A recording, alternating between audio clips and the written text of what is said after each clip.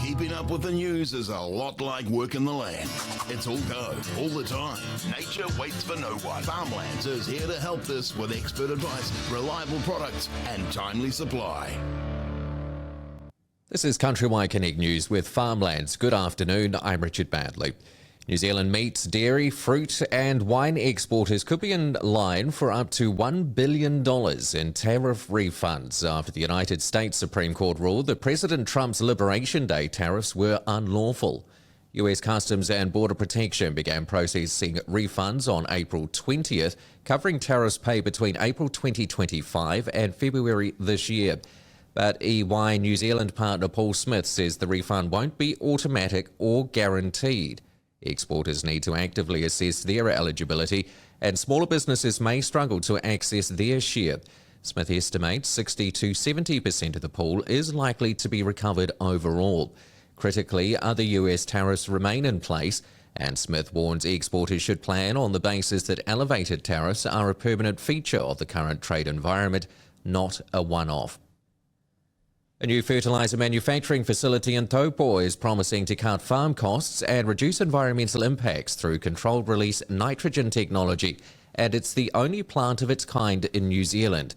T-News facility, opened by Agriculture Minister Todd McClay on Friday, uses geothermal energy to coat urea granules in a membrane that releases nitrogen progressively over 60 to 90 days, rather than all at once.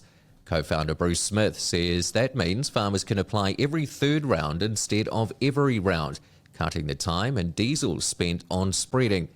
Smith says the slow release also protects against nitrogen leaching into waterways after heavy rainfall and reduces greenhouse gas emissions associated with rapid release products.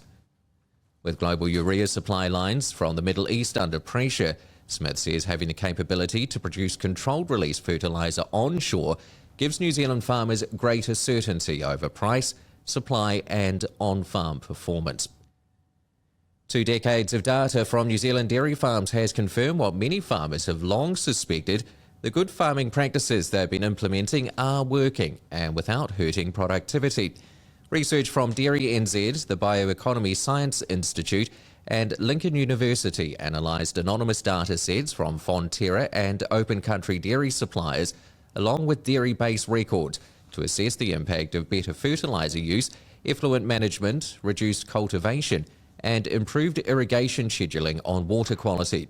The results show a clear link between widespread adoption of good farming practices and lower nutrient and contaminant losses from land to water. Crucially, the analysis found milk solid production was not negatively affected. Dairy NZ senior scientist Dr. Katrina McIntosh says farmers should take confidence that the actions they are taking on farm are having a real impact. McIntosh says fresh water management is a long-term game, and this research puts 20 years of farmer effort into clear perspective. And that's the latest news. Nature waits for no one. Farmlands is here to help this with expert advice, reliable products and timely supply. Shop offers in store, online, Farmlands Pro, or with your rep.